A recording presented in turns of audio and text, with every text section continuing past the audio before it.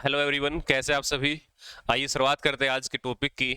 हम लोग पढ़ रहे थे बीएड फर्स्ट ईयर के लिए पेपर सेकंड, और पेपर सेकंड में हमारी यूनिट नंबर 3 चल रही थी। यूनिट नंबर 3 में आज हम लोग जो पढ़ने वाले हैं वो पढ़ने वाले हैं ओपन एजुकेशन के बारे में, मुक्त शिक्षा के बारे में। ठीक, कि ओपन एजुकेशन को क्यों भारत के अंदर शुरू किया गया है उसके बारे में हम लोग आज पढ़ेंगे। चलिए शुरुआत करते हैं इसके लिए कि क्या है ओपन एजुकेशन। सबसे पहले इसके बारे में जानते हैं कि मुक्त शिक्षा जो है वो क्या है। देखो, ओपन एजुकेशन क्या है और इसको क्यों भारत में लाया गया उसके बारे में आज लोग बात करेंगे कि मुक्त शिक्षा क्या है, क्या इसकी आवश्यकता थी, क्या इसकी विशेषताएं हैं, क्या इसके उद्देश्य थे हमारे, ठीक है, और किस आयोग ने इसके लिए क्या सिफारिश की है, उन सब के बारे में आज हम लोग बातें करने वाले। देखो, मुक्त शिक्षा जो एक ऐसी शिक्षा है जिसके ग्रहण करने में न तो किसी आयु का बंधन होता है और न ही योग्यता का। ठीक है, न तो इसके लिए एज देखी जाती है और न योग्यता, न पाठ्यक्रम का और न कक्षा शिक्षण का और न ही स्थान विशेष का किसी तरह का कोई जो है इसके ऊपर जो है कोई प्रतिबंध नहीं होता। ठीक है, आपकी कोई भी एज हो, कोई भी आपकी क्वालिफिकेशन हो, कोई भी आपका पाठ्यक्रम हो, ठीक है, किसी तरह का आप लोग शिक्षण करते हो, तो यहाँ पर जो सभी चीजें जो है वो स्वीकार की जाती है मुक्त शिक्षा के अंदर। इस शिक्षा में यह भी छूट जाती है चाहे कोई भी बालक, युवक या प्रौढ़ जब चाहे, जहां चाहे, जिस माध्यम से चाहे शिक्षा प्राप्त कर सकता है, शिक्षा प्राप्त कर सकता है। तो यानी कि ओपन एजुकेशन का मतलब क्या, एक तरीके से कि जो शिक्षा आप लोग घर पर रह करके प्राप्त कर रहे हैं वो एजुकेशन कैसे आप लोगों की ओपन एजुकेशन वो कहलाती है। ठीक है, जिस तरीके से इग्नू से आप लोग, इंदिरा गांधी ओपन यूनिवर्सिटी से आप लोग कोई भी डिग्री, डिप्लोमा या फिर कोई और कोर्स आप लोग कर रहे हैं तो वो क्या है, वो आप लोगों की मुक्त शिक्षा है। ठीक है, तो उसी के लिए आगे बढ़ते हैं। इस शिक्षा के माध्यम से यह कहा जा सकता है कि यह वह शिक्षा है जो हर एक को हर समय और हर जगह उपलब्ध हो सकती है, क्योंकि इसमें किसी प्रकार का कोई बंधन नहीं होता, इसलिए इसे मुक्त शिक्षा जो है कहा जाता है। ठीक है, आपके पास समय की कमी, आपके पास धन का अभाव है, आप रेगुलर नहीं जा सकते, तो ऐसे पर्पज के लिए क्या बनाई गई थी, मुक्त शिक्षा बनाई गई थी, ताकि उस समय भी आप लोग अपनी जो शिक्षा है उसको प्राप्त कर सके, जिसके ना तो जिसके लिए एज, ना जिसके लिए कोई योग्यता, ठीक है, किसी भी तरह कोई प्रतिबंध जो है जिसके लिए नहीं है, और ये हर जगह पर आप लोग के लिए उपलब्ध है। आप लोग के देश के किसी भी कोने में बैठकर जो है किसी भी विद्यालय से, किसी भी यूनिवर्सिटी से जो शिक्षा प्राप्त कर सकते हैं। देखिए आगे, आज शिक्षा के विषय में आलम यह है कि हर राष्ट्र चाहता है कि उसके नागरिक सर्वश्रेष्ठ शिक्षा प्राप्त करें, परंतु केवल औपचारिक शिक्षा के तरीके से यह संभव नहीं हो सकता। औपचारिक शिक्षा मतलब क्या है, जिस तरीके से हम लोग विद्यालय में बच्चों को बुलाते हैं, यूनिवर्सिटी में बुलाते हैं, कॉलेज में बुलाते हैं, तो उसमें क्या उनका एक पाठ्यक्रम निश्चित होता है और उसको रेगुलर तरीके से हम लोग क्या करते हैं, फॉलो करते हैं। तो उस तरीके से जो है सबको शिक्षा देना पॉसिबल नहीं था कि हम लोग 100% साक्षरता का लक्ष्य जो प्राप्त कर सके, तो उसके लिए मुक्त शिक्षा जो है फिर लेके आए। हमारे देश को लोक स्वतंत्रता के बाद शिक्षा को जन साधारण तक पहुंचाने के लिए अनेक कमीशन और आयोगों का गठन किया गया और उनके द्वारा दर्शाए गए सुझावों पर भी कार्य किया गया, परंतु निरक्षर व्यक्तियों की संख्या जो है घटने की बजाय बढ़ती ही रही। ठीक है, क्योंकि हमारे आजादी के बाद जो है बहुत से आयोग का गठन किया। विश्वविद्यालय अनुदान आयोग था, मुदालियर आयोग है, कोठारी आयोग है, राष्ट्रीय शिक्षा नीति है, ठीक है, और इसके अलावा जो है सर्व शिक्षा अभियान है। हमने बहुत से आयोगों का जो है गठन किया, क्या, शिक्षा साक्षरता बढ़ाने के लिए, लेकिन साक्षरता क्या है, बढ़ी नहीं, ठीक है, बल्कि घटने लगी, क्योंकि हमारी जनसंख्या भी जो है उसी रफ्तार से क्या थी, बढ़ रही थी, जिस रफ्तार से हम लोग जो है शिक्षा को बढ़ावा दे रहे थे। और आलम यह हुआ कि 1951 में निरक्षर व्यक्तियों की संख्या जो थी वो 30 करोड़ थी, जबकि 1981 में यह बढ़कर जो है 40 करोड़ हो गई। ठीक है, क्योंकि जिस तरीके से हमारी जनसंख्या बढ़ी है, जिस स्पीड से, उस स्पीड से जो हम लोग साक्षरता का जो लक्ष्य था हमारा वो प्राप्त नहीं कर सके। ठीक है, आगे देखिए, अब ये मुक्त शिक्षा जो हम लोग क्यों लेकर के आए उसके बारे में हम लोग बात करें। देखें, हमारे देश में मुक्त शिक्षा के क्षेत्र में सर्वप्रथम औपचारिक शिक्षा की मुख्य संस्था केंद्रीय शिक्षा बोर्ड सीबीएसई ने प्रयास किया। मुक्त शिक्षा के लिए, ओपन एजुकेशन के लिए सबसे पहला जो प्रयास किया गया वो किसके द्वारा किया गया, सीबीएसई के द्वारा किया गया। इसके द्वारा मई 1983 में एक 3 दिवसीय राष्ट्रीय सम्मेलन का आयोजन किया गया। एक राष्ट्रीय सम्मेलन का आयोजन इसके द्वारा किया गया, जिसमें मुक्त अधिगम, ओपन लर्निंग सिस्टम को की धारणा, अक्षेत्र और स्वरूप पर गंभीरता से अध्ययन और विचार किया गया। इस सम्मेलन में कुछ सुझाव जो है वो दिए गए। उन सुझावों की हम लोग बात कर रहे हैं कि क्या क्या सुझाव जो है वो दिए गए। तो देखिए इसमें क्या सुझाव दिए गए। देखिए, सबसे पहले क्या रखा है कि प्रत्येक व्यक्ति की शिक्षा के लक्ष्य की प्राप्ति के लिए मुक्त शिक्षा अधिगम पद्धति को जो है स्वीकार किया जाए, ताकि प्रत्येक व्यक्ति को जो हम लोग शिक्षा के लक्ष्य को क्या कर सके, प्राप्त कर सके, सभी को शिक्षा हम लोग दे सके। ठीक है, दूसरा दूसरा क्या था इसके अंदर, दूसरी बात क्या कही, दूसरा सुझाव क्या था, यह शिक्षा सभी स्तरों प्राथमिक, माध्यमिक, उच्च एवं उच्चतर पर उपलब्ध हो। ठीक है, जो डिस्टेंस जो लर्निंग है, जो आपकी मुक्त शिक्षा है, वो प्राथमिक पर भी उपलब्ध हो, माध्यमिक पर भी, उच्च पर भी और उच्चतर स्तर पर भी। लेकिन आज जो है हमारे पास जो है ये प्राथमिक स्तर पर उपलब्ध नहीं है। ठीक है, नेक्स्ट, लड़कियों की शिक्षा के लिए इसे विशेष रूप से लागू किया जाए। मुक्त विद्यालयों तथा विश्वविद्यालयों की संभावना को जानने तथा पूरी योजना को तैयार करने के लिए केंद्रीय मंत्रालय योजना दलों का संगठन करे। ठीक है, केंद्रीय मंत्रालय के द्वारा ऐसा किया जाए कि हम लोग मुक्त विश्वविद्यालय की स्थापना कर सकें। सभी राज्य मुक्त अधिगम शिक्षा की विधि को सुचारू रूप से लागू करें। प्रत्येक राज्य में मुक्त विद्यालयों, महाविद्यालयों और विश्वविद्यालयों की स्थापना हो। उसके बाद मुक्त शिक्षा द्वारा औपचारिक शिक्षा की व्यवस्था भी की जानी चाहिए और इसके प्रसार के लिए विविध पाठ्यक्रमों की भी व्यवस्था की जानी चाहिए। ठीक है, मुक्त शिक्षा द्वारा औपचारिक शिक्षा की व्यवस्था की जानी चाहिए, यानी कुछ बच्चे अगर टीचर से मिलना चाहते हैं, पाठ्यक्रम को जानना चाहते हैं, तो वो मिल भी सकते हैं टीचर से और पाठ्यक्रम को जो है वो जान भी सकते हैं। ऐसी व्यवस्था हमें करनी पड़ेगी।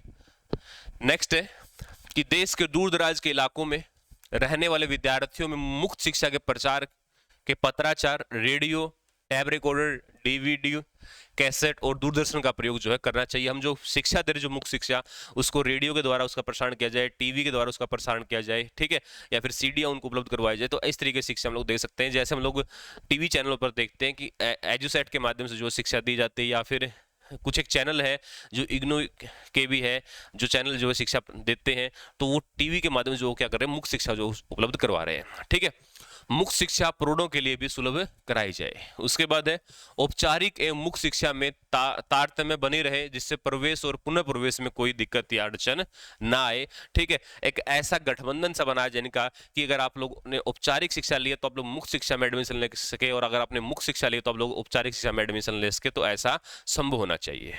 ठीक है, और इन सुझावों को मद्देनजर रखते हुए सर्वप्रथम केंद्र ने ही एक मुक्त विद्यालय की स्थापना की और उसके पश्चात विश्वविद्यालय स्तर पर भी मुक्त शिक्षा का शुभारंभ हुआ। और अभी देश में प्राथमिक स्तर पर जो मुक्त शिक्षा जो है वो सुविधा उपलब्ध नहीं है।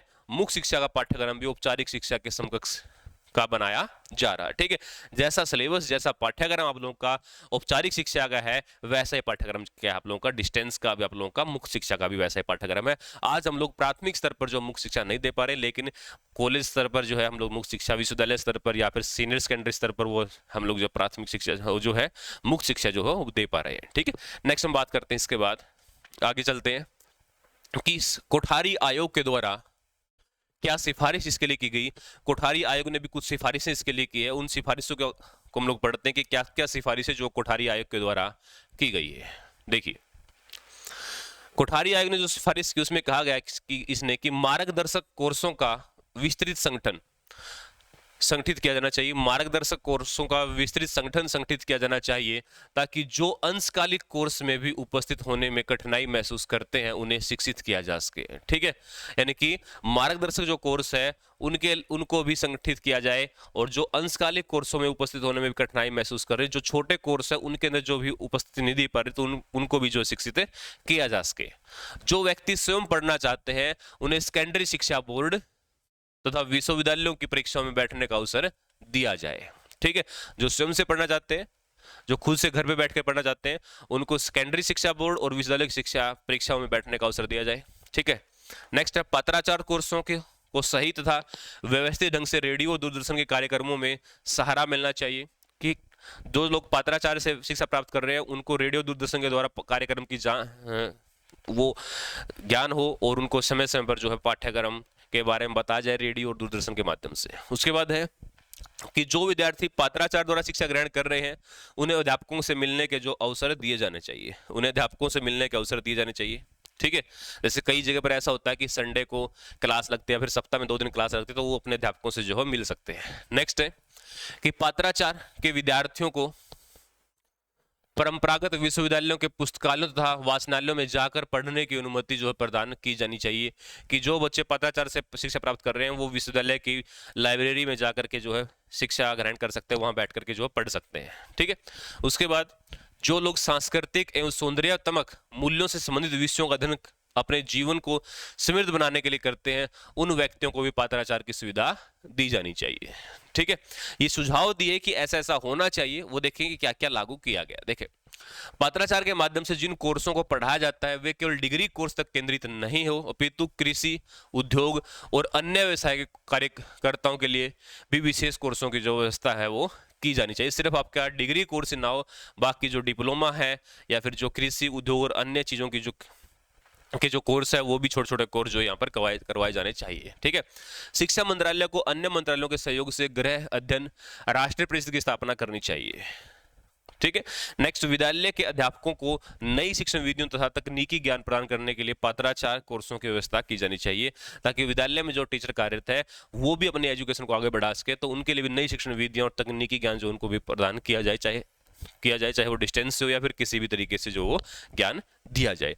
तो ये जो सुझाव थे किसके थे? ये कोठारी आयोग के थे। हम लोग बात करते हैं राष्ट्रीय शिक्षा नीति 1986 के द्वारा भी कुछ सुझाव दिए गए। उन्होंने क्या सुझाव दिए, देखिए। राष्ट्रीय शिक्षा नीति 1986 ने जो सुझाव दिए वो क्या है? देखो, राष्ट्रीय शिक्षा नीति 1986 के द्वारा जो सुझाव दिए गए वो क्या सुझाव है? अब उन्होंने सबसे पहले सुझाव दिया कि शिक्षा की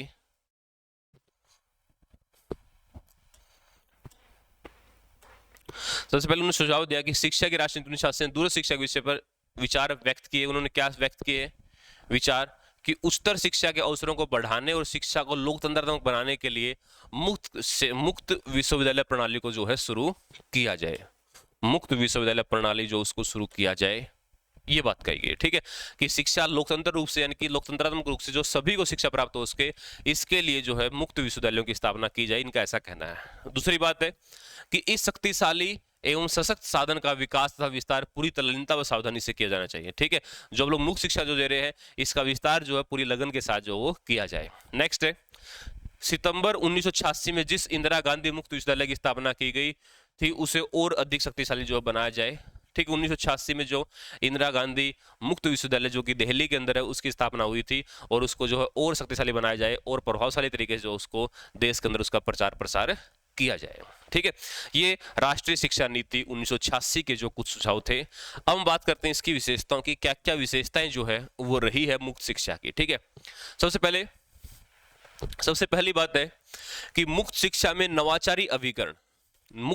नवाचारी अभिकरण है जो वर्तमान युग में शिक्षा की बढ़ती हुई मांग को पूर्ण करने में सक्षम है। ठीक है, एक नया तरीका है शिक्षा प्रदान करने का, जो वर्तमान में जो लोगों की मांग बढ़ रही है कि वो लोग जो है कार्य में लगे हुए हैं और वो लगातार जो है औपचारिक शिक्षा प्राप्त नहीं कर सकते, तो इसलिए उनके लिए जो है शिक्षा प्रदान की जानी चाहिए। दूसरा है, मुक्त विश्वविद्यालयों सबके लिए खुले होते हैं, अर्थात इनमें प्रवेश हेतु आधारभूत शैक्षिक योग्यता की कोई आवश्यकता नहीं होती और इसी कारण इनमें वे सभी युवक, प्रौढ़, वृद्ध पंजीकृत हो सकते हैं जो किसी कारणवश शिक्षा प्राप्त नहीं कर सकते। तो इसके अंदर जो सभी बच्चे जो अपनी शिक्षा प्राप्त कर सकते हैं, बड़े भी प्राप्त कर सकते हैं, युवा भी प्राप्त कर सकते हैं, तो सभी के लिए जो यहाँ पर हमेशा उपलब्ध है कोर्सेज। आप लोगों की कुछ भी योग्यता हो, कुछ भी अपने पहले पढ़ रखो, सभी लोग जो इसमें एडमिशन ले सकते हैं। नेक्स्ट, अगली खासियत क्या है इसकी कि भारत में बढ़ती हुई जनसंख्या वृद्धि से उच्च शिक्षा चाहने वाले लोगों की संख्या भी प्रतिवर्ष जो है बढ़ रही है, परंतु औपचारिक शिक्षा संस्थानों की संख्या में उस अनुपात में वृद्धि न हो पाने से शिक्षकों में अव्यवस्था व्याप्त हो गई है और सभी छात्रों को उच्च शिक्षा में प्रवेश नहीं मिल पाता। इस दृष्टि से मुक्त विश्वविद्यालय व विद्यालय सभी को प्रवेश की सुविधा देते हैं। ठीक है, जो हमारे रेगुलर जो कॉलेजेस है, जो यूनिवर्सिटियां हैं, वहां पर जो है छात्रों को जो हम लोग एक लिमिटेड संख्या में ही प्रवेश दे सकते हैं और बढ़ती जनसंख्या के साथ जो विद्यार्थियों की जो संख्या वो प्रतिवर्ष क्या हो रही है, वो बढ़ रही है। तो ऐसे केस में मुक्त विश्वविद्यालय की जरूरतें हैं, मुक्त विद्यालयों की जरूरत है जो बच्चों को एडमिशन दे सके और जिसमें जो है कोई लिमिट नहीं होती कि बच्चे कितनी भी संख्या में जो एडमिशन ले सकते हैं, क्योंकि वहां पर क्या सिर्फ आपको एग्जाम देने ही जाना है, बाकी कार्य के लिए जो आप लोग को नहीं जाना। तो ऐसे केस में जो मुक्त विश्वविद्यालय की जरूरत ज्यादा महसूस हुई। नेक्स्ट, फोर्थ पॉइंट क्या है, ऐसे शिक्षा में छात्रों को उपस्थिति की अनिवार्यता न होने के कारण वे अपने घर पर ही सुविधा अनुसार स्वाध्याय विधि द्वारा शिक्षा ग्रहण कर लेते हैं। तो वही मैंने अभी बताया था कि ऐसे केसेस में जो उनको विद्यालय या फिर विश्वविद्यालय जाने की जरूरत नहीं होती। नेक्स्ट, अगली खासियत क्या है, अगली बात करते हैं हम लोग इसके ऊपर। नेक्स्ट है कि नेक्स्ट में बताया गया है कि इनमें समय व समय सारणी का भी कोई बंधन नहीं होता और छात्र अपनी इच्छा व सुविधा अनुसार पढ़ते व सीखते हैं। ठीक है, जब उनको टाइम मिलता है उसके अनुसार वो सीखते हैं और अपनी इच्छा के अनुसार जो है वो पढ़ते रहते हैं। कोई समय सारणी का कोई बंधन जो है मुक्त शिक्षा के अंदर नहीं होता।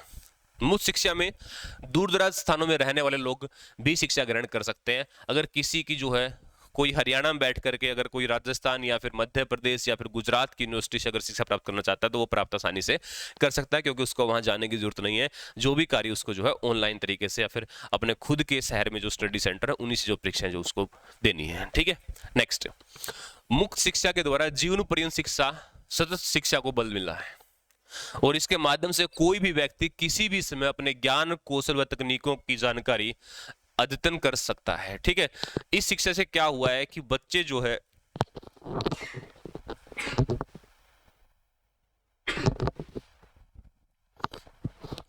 मुक्त शिक्षा से क्या हुआ है कि इससे जो है आप लोग अपनी पढ़ाई को जो है किसी भी उम्र में जो अपने को जरूरी किसी भी उम्र में आप अपनी पढ़ाई को जो है जारी रख सकते हैं, आप अपना अध्ययन जारी रख सकते हैं, कभी भी आप अपने ज्ञान को बढ़ा सकते हैं, अपने स्किल्स को बढ़ा सकते हैं। तो ये जो है आपके लिए अच्छा एक प्लेटफॉर्म है। ठीक है, नेक्स्ट, इन मुक्त शिक्षा में अब शिक्षा के माध्यम हेतु नवीन संचार साधनों व संप्रेषण तकनीकों का भी प्रयोग किया जाने लगा है, जिससे इसमें रोचकता व नवीनता बनी रहती है। ठीक है, अब जो है मुक्त शिक्षा भी जो नई नई टेक्नोलॉजी के माध्यम से जो दी जा रही है, जैसे टीवी के माध्यम से, रेडियो के माध्यम से या फिर एजुसेट के माध्यम से, तो नई नई तरीके से जो मुक्त शिक्षा भी जो आपको दी जा रही है। मुक्त शिक्षा में कार्यरत लोग जैसे व्यवसायी, कर्मचारी, कृषक आदि तथा गृहिणियां भी शिक्षा प्राप्त कर सकती है और उन्हें कहीं आना जाना भी नहीं पड़ता। ठीक है, अब मुक्त शिक्षा को प्राप्त करने वाला कोई भी हो सकता है, वो कोई काम करने वाला भी हो सकता है, वो कोई विद्यालय का या फिर कोई और डिपार्टमेंट का कर्मचारी भी हो सकता है, कोई खेती करने वाला किसान भी हो सकता है, या फिर कोई घर पर रहकर हाउस वाइफ है, वो भी जो है अपना पढ़ाई को जो है जारी रख सकती है, ताकि मुक्त शिक्षा के द्वारा उनको ना तो कहीं जाना पड़ता, वो घर बैठ के ही 100 अध्याय से जो अपने एग्जाम को क्वालिफाई उनको करना है। नेक्स्ट, अगली खासियत क्या है कि शिक्षा की इस मुक्त पद्धति में छात्र को एक बार में सभी विषयों प्रश्न पत्रों में परीक्षा देने की बाध्यता नहीं होती। इसमें छात्र अपनी गति से अध्ययन कर सकता है तथा एक एक या दो दो प्रश्न पत्र उत्तीर्ण करने की जो छूट होती है। इसमें ऐसा कोई बंधन नहीं है कि अब की बार आपके 5 एग्जाम है तो अब लोग 5 के 5 एग्जाम जो है अब की बार देना आपके लिए कंपलसरी है। जितने एग्जाम के आप लोग तैयारी कर सकते हैं उतने एग्जाम आप लोग दे सकते हैं, बाकी आप लोग जो धीरे स्टेप वाइज जो है आप लोग अपने जो कोर्स को जो है कंप्लीट कर सकते हैं। नेक्स्ट, ये मुक्त शिक्षा अपनी कार्य क्षमता बढ़ाने के लिए क्षेत्रीय कार्यालयों व परामर्श के अंदर भी स्थापित करते हैं तथा शैक्षिक नवाचारों का भरपूर प्रयोग करते हुए नवीन पाठ्यक्रम व नवीन तकनीकी के प्रति जो है सजग रहते हैं। जिस तरीके से इग्नू यूनिवर्सिटी है, उन्होंने अपने जगह जगह पर क्या है रीजनल स्टडी सेंटर खोले हुए हैं, तो उस तरीके से जो बच्चों से जो है कॉन्टैक्ट किए हुए कि रीजनल स्टडी सेंटर के माध्यम से जो उन्होंने लोगों से कॉन्टैक्ट किया हुआ है। ठीक है, और उसी में वो अपने नए नए पाठ्यक्रम के बारे में, नई नई तकनीकी के बारे में जो बच्चों को बताती है। ठीक है, नेक्स्ट, अगला पॉइंट देखिए, इन शिक्षा में अद्यतन पाठ्य सामग्री व अद्यतन शिक्षण तकनीकों का भी प्रयोग होता है कि अप टू डेट जो चीजें, जो नई नई जो चीजें जुड़ती है उसका भी जो है प्रयोग ये यूनिवर्सिटियां जो है करती है। उसके बाद खुले शिक्षा में यानी कि मुक्त शिक्षा में अनौपचारिक शिक्षा द्वारा व सुशिक्षित मन का निर्माण करने हेतु तात्कालिक समस्याओं पर भी विचार विमर्श होता है, व उन्हें रोकने के उपाय व समाधान भी सुझाए जाते हैं और इस प्रकार इनसे सामाजिक व आर्थिक सुधारों का मार्ग भी प्रशस्त होता है। समय समय पर ऐसे यूनिवर्सिटी के द्वारा, ऐसे विद्यालयों के द्वारा जो सेमिनारों का भी आयोजन किया जाता है, जो समाज के लिए जो अच्छा है और समाज के लिए एक अच्छा संदेश जो वो लोग देते हैं। ठीक है, और इस प्रकार से मुक्त विश्वविद्यालय जो अपनी इन विशेषताओं के द्वारा समाज में सबको शिक्षा सुलभ कराए जाने की अवधारणा को जो है लागू करते हैं और वास्तव में ये सभी वंचितों को भी शिक्षा प्रदान करने का एक अद्वितीय आधुनिक माध्यम है। इसी तरीके से इन विश्वविद्यालयों से जो हमें शिक्षा मिलती है और ये जो है उन लोगों को जो है शिक्षा प्रदान करने का एक जो है अच्छा माध्यम है जिन्होंने किसी कारणवश अपनी शिक्षा को बीच में छोड़ दिया था। नेक्स्ट, अब आते हैं इसके उद्देश्य के बाद कि मुक्त शिक्षा के क्या उद्देश्य थे, मुक्त शिक्षा प्रणाली के क्या उद्देश्य रहे हैं। देखो क्या उद्देश्य हमारे रहे मुक्त शिक्षा प्रणाली के। सबसे पहले हम बात करते हैं कि देश के नागरिकों को शिक्षा के समान अवसर प्रदान करने में जो सहायता प्रदान करता है कि हम लोग शिक्षा जो है अब सभी लोग जो है शिक्षा प्राप्त कर सकते हैं। ये नहीं कि आप लोगों के पास समय की कमी है, पैसे की कमी है तो आप लोग शिक्षा प्राप्त नहीं कर सकते। सभी बच्चे शिक्षा प्राप्त करें, सभी को समान अवसर प्रदान करते हैं मुख्य शिक्षा प्रणाली। दूसरी बात है कि जनसंख्या के अधिकांश भाग को शिक्षा तथा प्रशिक्षण के साथ पूर्व दिशा प्रदान करना, ताकि वह प्रबंधकीय कौशलों में स्वयं रोजगार प्राप्त कर सके। ठीक है, ये जो उद्देश्य जो है हमारा है यहाँ पर कि जनसंख्या का जो बहुत सा भाग ऐसा है जो शिक्षा और प्रशिक्षण जो है नहीं मिल पाता, तो उनको जो दिशा प्रदान ये करता है मुक्त शिक्षा। नेक्स्ट, प्रवेश के साधन, स्मृति तथा शैक्षणिक उपलब्धियों के संदर्भ में प्राथमिक शिक्षा प्रौढ़ साक्षरता का सार्वभौमिकरण के लिए शैक्षिक कार्यों की अक्षमता का निर्माण करना है। ठीक है, कि प्रवेश के साधन, स्मृति और शैक्षिक उपलब्धता, शैक्षिक उपलब्धि के संदर्भ में शैक्षिक उपलब्धि बढ़ाने के लिए प्राथमिक शिक्षा और प्रौढ़ साक्षरता को सार्वभौमिक करना, प्राथमिक शिक्षा को सार्वभौमिक करना कि प्राथमिक शिक्षा या फिर प्रौढ़ शिक्षा जो है सभी के लिए तक पहुंच सके, सभी को हम लोग साक्षर बना सके। इस उद्देश्य में जो हम लोग सफल हो पाएंगे अगर हमारे पास मुक्त शिक्षा है। नेक्स्ट, कि मुक्त शिक्षा के परिणाम स्वरूप जो माध्यमिक शिक्षा तथा उस शिक्षा की मांग बढ़ी है उसके लिए प्रावधान करना है। ठीक है, कि हम लोग जो है एक औपचारिक तरीके से एक लिमिटेड लोगों को ही हम लोग जो है माध्यमिक शिक्षा या फिर उच्च शिक्षा प्रदान कर सकते हैं, लेकिन मुक्त शिक्षा के माध्यम से हम लोग जो है अनगिनत बच्चों को जो है शिक्षा प्रदान कर सकते हैं, जिसमें ना किसी एज का फैक्टर ना किसी योग्यता का फैक्टर। ठीक है, नेक्स्ट, अगली विशेषता, अगली उद्देश्य क्या है? नेक्स्ट है कि माध्यमिक व उच्च स्तर की शैक्षणिक व्यवसायिक शिक्षा प्रदान करना, ताकि उत्पन्न हो रहा व्यक्तिगत, सामाजिक व आर्थिक वृद्धि की आवश्यकताओं की पूरा किया जा सके। कि हम लोग जो है व्यवसायिक शिक्षा भी जो इसके माध्यम से दे सकते हैं मुक्त शिक्षा के द्वारा। उसके बाद है अनेक सत्रों तथा अनेक शैक्षिक अवसरों का मिलान करना, जिससे कि जीवन स्तर की राष्ट्र के स्तर में ऊंचा उठाया जा सके। राष्ट्र को ऊपर उठाने के लिए भी जो है इन ऐसी शिक्षा देना जो जरूरी है, ताकि सभी लोग क्या उसके साक्षर हो सके।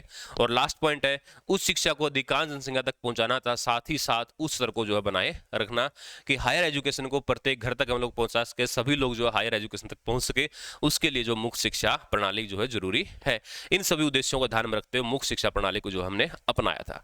तो अभी हमने जो पढ़ा है वो पढ़ा कि मुक्त शिक्षा क्या है, क्यों इसकी हमें आवश्यकता महसूस हुई, क्या मुक्त शिक्षा की विशेषताएं हैं, किस आयोग ने क्या सिफारिशें की है मुक्त शिक्षा को लागू करने के लिए, मुक्त शिक्षा के उद्देश्य क्या है। जब ये सब चीजें हैं तो मुक्त शिक्षा की क्या है, कुछ ना कुछ मुक्त शिक्षा की क्या है, कुछ ना कुछ दोष भी है, कुछ ना कुछ कमियां भी है, कुछ गलतियां भी है। तो उनके ऊपर भी हम लोग देखते हैं कि क्या क्या गलतियां जो है वो है। देखिए, मुक्त शिक्षा के दोष या फिर कमियां या गलतियां, देखो सबसे पहले बात आती है कि क्या कमियां पाई गई। देखो, इसने सबसे पहले बताया कि पत्राचार सामग्री तैयार करना जो है एक जटिल समस्या है, कि सभी को जो है बुक घर घर तक पहुंचाना, पत्राचार के माध्यम से जो सामग्री पहुंचाने की जो है जटिल समस्या है। तैयार सामग्री को समय रहते विद्यार्थियों तक पहुंचाना जो है, उसमें डिस्टेंस एजुकेशन में जो बच्चों जो है वो बहुत ज्यादा संख्या में हो जाते हैं, तो ऐसे समय में जो सामग्री हमने तैयार की है वो समय रहते बच्चों तक पहुंच जाए। ठीक है, ये ना हो कि आपने सामग्री तैयार कर लिया, अपने बच्चों तक पहुंचा भी दी, लेकिन वो समय पर नहीं पहुंचे, वो एग्जाम के बाद पहुंचे, तो उसका फायदा क्या। ठीक है, तो समय रहते सामग्री को पहुंचाना जो एक बड़ी समस्या है।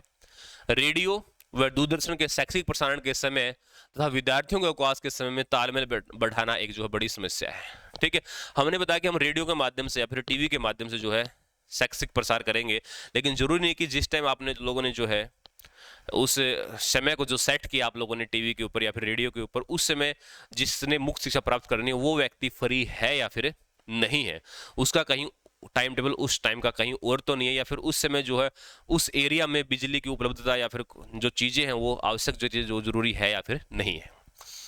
आकाशवाणी एवं दूरदर्शन के लिए कार्यक्रम तैयार करना की जो बड़ी समस्या है। ठीक है, एक एक्टर होना पड़ेगा आप लोगों को अगर आप लोग आकाशवाणी या फिर दूरदर्शन के लिए जो कार्यक्रम तैयार करेंगे। नेक्स्ट है रेडियो व दूरदर्शन पर तैयार कार्यक्रम व्यक्तिगत कठिनाइयों के निवारण की समस्या नहीं कर पाते हैं। ठीक है, जो पर्सनल जो समस्या है, व्यक्तिगत जो समस्या आ रही है उनसे वो समस्या दूर नहीं हो पाती। रेडियो पर तो हम लोग क्या कर सकते हैं, सुन सकते हैं, लेकिन क्या है हमारी समस्या तो हम लोग जो उनको नहीं बता पाते। नेक्स्ट है मुक्त विश्वविद्यालय में दाखिले के लिए आधारभूत योग्यता की आवश्यकता नहीं होती। ऐसे में विभिन्न योग्यता वाले विद्यार्थी एक ही प्रकार के कार्यक्रम देखकर सफलता कैसे प्राप्त कर सकते हैं। ठीक है, क्योंकि वहां पर जो है योग्यता कोई बंधन नहीं है, तो इसलिए जब आप लोग टीवी प्रोग्राम दे रहे हो तो वहां पर क्या है अलग अलग तरह के बच्चे आप लोग देख रहे हैं, तो जरूरी नहीं कि उनका मेंटल जो लेवल है वो एक जैसा हो, तो अलग अलग तरह की चीजें उनको समझ में नहीं आ पाती, तो इसलिए एक समस्या यहाँ पर रहेगी। नेक्स्ट है कि भारत एक विशाल देश है, यहाँ भिन्न भिन्न प्रांतों में भिन्न भिन्न भाषाओं का प्रयोग होता है। और मुक्त विश्वविद्यालय में विद्यार्थियों के लिए जब कार्यक्रम बनाया जाता है तो वह केवल एक ही भाषा में होता है। इसलिए ये जो समस्या है ये भी एक बड़ी समस्या है, क्योंकि हमारा देश जो बहुभाषी देश है, 22 भाषाओं को हमारे यहाँ पर क्या मान्यता प्राप्त है। और यहाँ पर क्या दे रखा है कि हम लोग जो प्रसारण तैयार कर रहे हैं वो सिर्फ एक ही भाषा में लोग तैयार करें, तो सभी के लिए तक जो है वो अलग अलग लैंग्वेज में पहुंचाना हमारे लिए एक बड़ी समस्या रहेगी। नेक्स्ट, अगला पॉइंट देखो, मुक्त विश्वविद्यालय में प्रति व्यक्ति जो खर्च है परंपरागत विश्वविद्यालयों के विद्यार्थियों से कम आता है, परंतु यदि गहराई से उसका आंकलन किया जाए तो हम पाएंगे कि रेडियो, पत्राचार, टैप रिकॉर्डर, वीडियो, टेलीविजन और संपर्क कार्यालयों में कार्यक्रमों में आने जाने के खर्च को जोड़ करके देखा जाए तो हम पाएंगे कि मुक्त विश्वविद्यालय की दिशा में प्रति व्यक्ति व्यय कहीं ज्यादा होता है। ठीक है, हम लोग ये सोचते हैं कि जो फीस है, जो खर्च है, जो प्रत्येक स्टूडेंट के हिसाब से जो है मुक्त विश्वविद्यालय के अंदर कम है, लेकिन ऐसा नहीं है। वो भी क्या है, आप लोगों का रेगुलर या फिर औपचारिक शिक्षा के बराबर ही जो खर्च हो जाता है। ये भी एक समस्या यहाँ पर है। नेक्स्ट, मुक्त विश्वविद्यालय द्वारा संपर्क कार्यक्रम स्थान स्थान पर शिक्षा केंद्र स्थापित करके दिए जाते हैं और इस व्यवस्था के चलते मुक्त शिक्षा और औपचारिक शिक्षा में कितना अंतर रह जाता है। दूसरी ओर उन पर जो व्यवस्था की जाती है वह किसी भी दृष्टिकोण से पूर्ण नहीं की जा सकती। ठीक है, कि हम लोग जगह जगह पर जो अपने रीजनल सेंटर बना करके या फिर जो है और कोई कार्यक्रम कर करके जो बच्चों के साथ रूबरू होते, तो फिर मुक्त शिक्षा और औपचारिक शिक्षा में फर्क क्या रहेगा अगर हम बच्चों से जो है फेस टू फेस मिलना है, तो ये भी एक समस्या यहाँ पर बताई गई है। ठीक है, तो दोस्तों ये था हमारा आज का टॉपिक, मुक्त शिक्षा प्रणाली की ओपन एजुकेशन सिस्टम जो है वो क्या है, उसके बारे में हम लोगों ने पढ़ा है। नेक्स्ट क्लास में हम लोग फिर एक नया टॉपिक के साथ मिलते हैं, तब तक के लिए बाय बाय।